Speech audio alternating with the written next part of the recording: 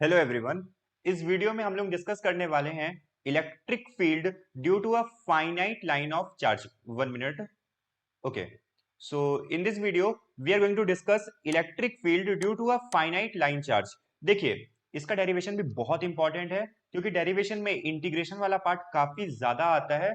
तो boards point of view से बिल्कुल इंपॉर्टेंट नहीं है, पर यस जेई एडवांस मेंस में भी कई बार डायरेक्ट ही आ जाता है, बट एडवांस या फिर नीट वगैरह में भी कुछ खास नहीं है इसका डेरिवेशन है, बट कंसेप्ट के लिए काफी अच्छा है। चलिए देखते हैं।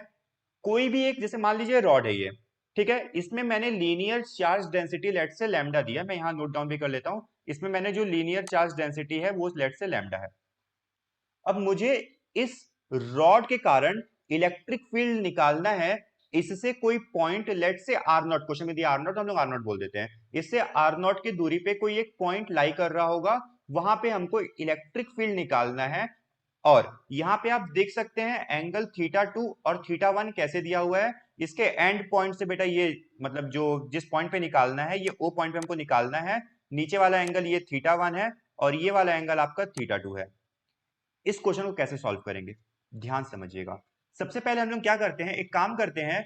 देखिए, हम तो एक ही, हम तो बहुत नॉर्मल से आदमी हैं। हमको तो सिर्फ एक ही चीज आता है। मैं बार बार ये पिछले लेक्चर में बताया था कि यदि कोई एक पॉइंट चार्ज है, if we are having any point charge, तो पॉइंट चार्ज से किसी आर डिस्टेंस पे यदि मुझे इलेक्ट्रिक फील्ड निकालना है, तो directly I can write it as K Q by R square. मुझे ये आता है, तो मतलब मुझे क्वेश्चन सॉल्व करना भी आता है। आप बोलेंगे कैसे, मैं बताता हूं। देखिए, हम कुछ नहीं करेंगे। हम लोग सिंपली, चलिए आइए चलते हैं किसी एल लेंथ तक चलते हैं। लेट से हमने किसी एल लेंथ तक, एल लेंथ पे जा करके हमने डीएल के थिकनेस का एक एलिमेंट मान लिया।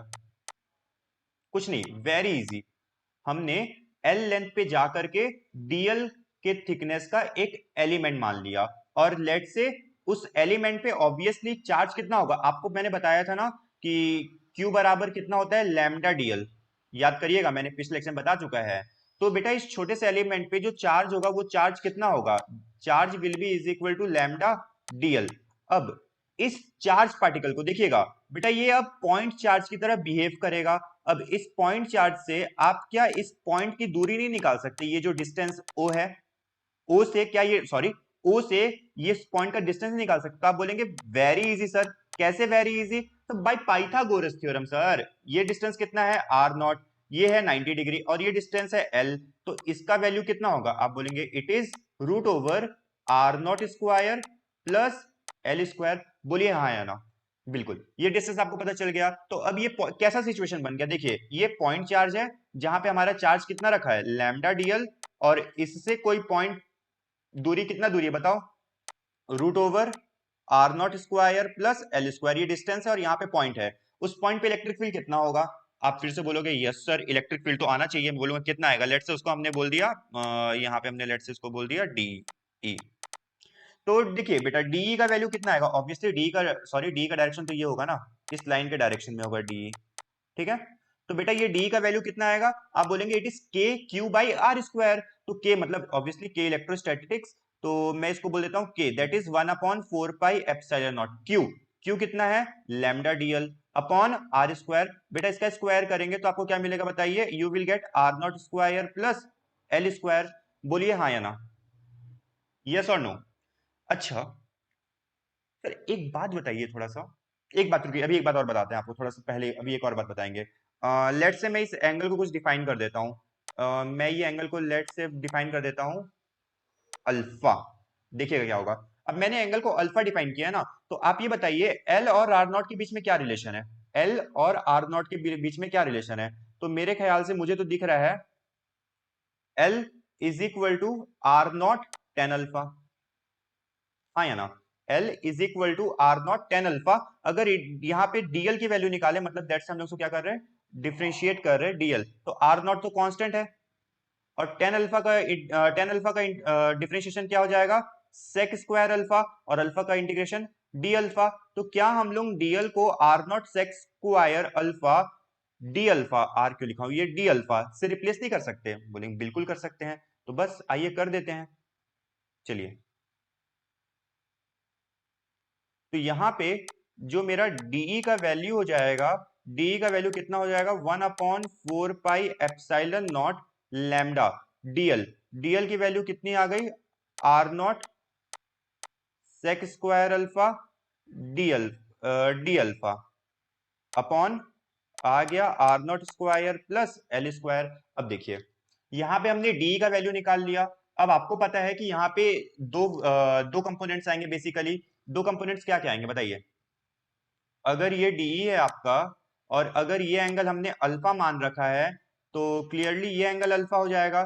तो इधर जो कंपोनेंट आएगा वो आएगा डीई का कॉस अल्फा कंपोनेंट और जो नीचे आएगा आपका डीई का साइन अल्फा कंपोनेंट। तो यदि मुझे इलेक्ट्रिक फील्ड चाहिए, अगर मुझे इलेक्ट्रिक फील्ड सिर्फ एक्स डायरेक्शन में चाहिए, अगर मुझे इलेक्ट्रिक फील्ड एक्स डायरेक्शन में चाहिए तो मैं क्या करूंगा बताइए। आप बोलेंगे sir it is very easy, हम लोग इंटीग्रेट करेंगे। किसको इंटीग्रेट करेंगे sir, we will integrate DE cos alpha.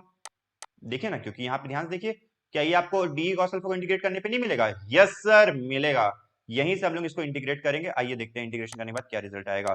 तो here we will write down cos alpha. तो मेरे ख्याल से आपको दिखेगा 1/4 पाई एप्सिलॉन नॉट और लैम्डा, आर नॉट तो कांस्टेंट है ही, लैम्डा भी खुद कांस्टेंट था ही, और ये हो जाएगा लैम्डा डीएल की वैल्यू मैंने रखी दी obviously. It is sec square alpha D alpha, R क्यों बन रहा पता नहीं, D alpha whole divided by R naught square plus L square. अच्छा एक बात बताइए, सेक स्क्वायर और एक और सॉरी और एक और आएगा यहाँ पे कॉस अल्फा आएगा। अब बताइए क्या करें, बोलो बोलो बोलो बोलो बोलो बोलो बोलो बोलो, नहीं बोलोगे, बोलना पड़ेगा। देखिए अगर हम लोग यहाँ सेक स्क्वायर अल्फा की वैल्यू निकाले तो बताइए क्या आएगा। सेक स्क्वायर अल्फा की वैल्यू निकाले तो क्या आएगा मुझे बताइए। सेक स्क्वायर अल्फा की वैल्यू कितनी आएगी? सबसे पहले तो कॉस अल्फा की वैल्यू कितनी आएगी बताइए। तो आप देखेंगे सर, बोलेंगे कॉस अल्फा, तो कॉस अल्फा का जो वैल्यू आएगा वो आएगा R naught square plus L square. तो सिमिलरली सर यदि मैं सेक स्क्वायर अल्फा निकालूंगा तो कितना आएगा? आप ध्यान सुनिएगा, सेक स्क्वायर अल्फा करेंगे क्या करेंगे, इसका उल्टा करके स्क्वायर कर देंगे। तो मेरे ख्याल से ये दिख रहा है R naught square plus L square by R naught. सही है, बिल्कुल सही है। बस हम लोग यहाँ पे सेक स्क्वायर अल्फा की वैल्यू चलिए लिख देते हैं। तो सेक स्क्वायर अल्फा की वैल्यू यदि हम लोग यहाँ पे लिख देंगे तो मेरे ख्याल से ये आ जाएगा 1/4 pi epsilon naught lambda R naught upon lambda R naught into, ये अपॉन में रहने देते इसको, ये आ जाएगा R naught square plus L square. Sec square alpha की वैल्यू कितनी निकाली थी हमने? सेक स्क्वायर अल्फा की वैल्यू जस्ट अभी हमने निकाली, R naught square plus L square upon R naught. ध्यान समझना। और ये क्या आ जाएगा आपका कॉस अल्फा, इधर क्या बचा डी अल्फा। भैया क्वेश्चन हो गया खत्म, यहीं पे था। ये क्या हो गया आपका, और ये आर नॉट से आर नॉट आपका कैंसल आउट हो गया। आर नॉट से आर नॉट क्या हो गया, कैंसल आउट हो गया। और यहाँ पे आपने इसको क्या किया, 1/4 पाई एप्सिलॉन नॉट, आपका लैम्डा भी बाहर आ गया। और मेरे ख्याल से यहाँ पे सिंपली हमने क्या कर दिया, हाँ अब हमारा इंटीग्रेशन के अंदर बच गया कॉस अल्फा डी अल्फा। अरे यार कॉस अल्फा डी अल्फा अब इंपॉर्टेंट बात यहाँ पे लिमिट क्या डालेंगे मुझे बताइए। लिमिट तो डालना पड़ेगा भैया। एक्चुअली कुछ तो गड़बड़ हुआ है। हाँ यहाँ आर नॉट स्क्वायर आएगा। मैं वही सोचूं कि यहाँ पे मेरा आर नॉट टर्म क्यों नहीं आ रहा बेटा, यहाँ आर नॉट का स्क्वायर आएगा। तो इसलिए यहाँ पे नीचे एक आर नॉट बच जाएगा, ये आर नॉट बच जाएगा आपका। क्यों, अरे नहीं समझ में आया क्या? अरे ये देखो ना, यहाँ पे हमने सेक स्क्वायर अल्फा तो अच्छा गलती का, यहाँ स्क्वायर भी आ जाएगा। तो इसलिए यहाँ पे हमारा क्या आ गया, नीचे एक स्क्वायर बचा था, स्क्वायर हमारा जो आर नॉट बचा था वो बाहर आ गया, एक आर नॉट। अब लिमिट क्या डालेंगे, लिमिट बताओ आप लोग। लिमिट ऑब्वियसली आप बोलोगे कि सर देखो लिमिट यहां से, मतलब आपने इसको रेफरेंस माना, यहां से आपने अल्फा एंगल ऊपर गया, तो सर मतलब आपको पता है ऊपर वाला पॉजिटिव होगा नीचे वाला नेगेटिव होगा। तो मतलब इस रेफरेंस लाइन से मैंने नीचे कितना आया, देखो यहाँ क्वेश्चन में दिया है थीटा 1, तो थीटा 1 और ऊपर कितना जाऊंगा थीटा 2, तो मतलब बेसिकली -θ1 से लेकर के +θ2 तक जाऊंगा। अरे समझ में आया कि नहीं? अरे ये रेफरेंस लाइन है ना, तो रेफरेंस लाइन से नीचे कितना आया हमने -θ1 और ऊपर कितना गए θ2। तो लिमिट कितना जाएगा, लिमिट आपका जाएगा -θ1 से लेकर के, लिमिट आपका जाएगा -θ1 से लेकर के प्लस का थीटा 2 तक। समझ में आ रहा है कि नहीं आ रहा? देख लो ध्यान से। ये क्या है? इलेक्ट्रिक फील्ड इन x direction.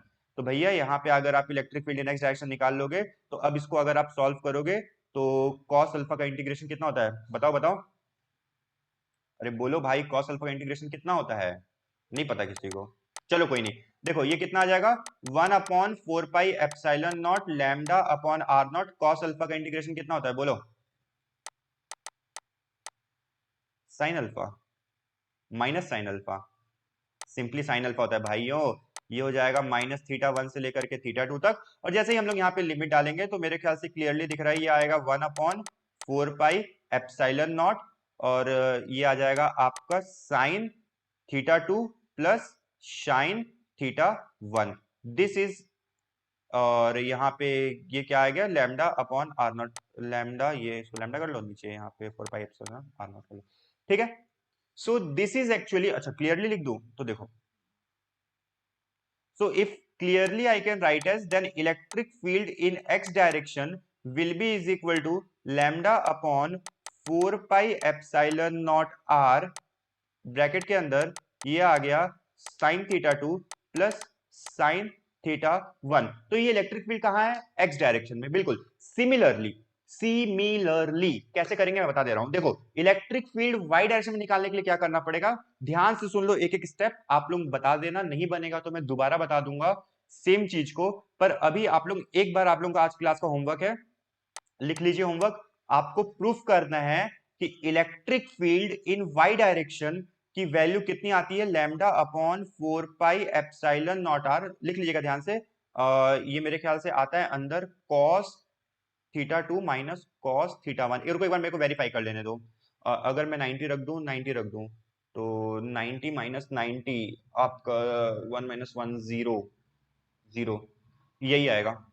cos θ2 minus cos θ1 ही आएगा, क्योंकि हाँ बिल्कुल यही आने वाला है। तो आप लोग इसको प्रूफ करो। अगर आप लोगों का इसका प्रूफ नहीं बनता है तो मैं आप लोगों को बताऊंगा, दोबारा से पूरा डेरिवेशन करके दिखाऊंगा। बट सुनिए, एक बार ट्राई करिएगा, बट मैं आपको हिंट जरूर देना चाहूंगा। हिंट में क्या देना चाहूंगा, सुनिए। देखिए मैंने यहाँ पे डी कॉस अल्फा लिया, लेकिन वहां पे आप डी साइन अल्फा लेंगे। आप यहाँ कॉस अल्फा की जगह सिंपली क्या ले लेंगे, साइन अल्फा। और साइन अल्फा जैसे ही आप लेंगे तो आपके पूरे के पूरे आप साइन अल्फा के अकॉर्डिंग उसको प्रोसीड करिएगा। एंड बहुत इजी होते हैं ऐसे क्वेश्चन सॉल्व करना, जहां आप देखिए सेक स्क्वायर अल्फा वाला ये टर्म तो ऑब्वियसली कट ही जाएगा। बस आपका फाइनली जानते हैं क्या बचेगा, जैसे मेरे को यहाँ इंटीग्रेशन करना पड़ा है कॉस अल्फा का, वहां पे आपको इंटीग्रेशन करना पड़ेगा साइन अल्फा का। और साइन अल्फा का इंटीग्रेशन कितना होगा बताइए, माइनस कॉस अल्फा। और फिर लिमिट वही है कि माइनस θ2 से लेकर के माइनस θ1 से लेकर के प्लस का θ2 तक रखना पड़ेगा। और एट ऑल फाइनली खत्म। तो चलिए आज हमने देखा electric field due to a क्या, रॉड या फिर वायर बोल लो, जिसपे चार्ज पर यूनिट लेंथ हमने लैम्डा दिया हुआ है, उसके कारण हमने इलेक्ट्रिक फील्ड निकाला। आशा करता हूं आप लोगों को ये बहुत अच्छे समझ में आया होगा, क्योंकि एक बहुत इंपॉर्टेंट कंसेप्ट था। चलिए हम लोग मिलेंगे नेक्स्ट लेक्चर में, तब तक के लिए bye bye, have a nice day.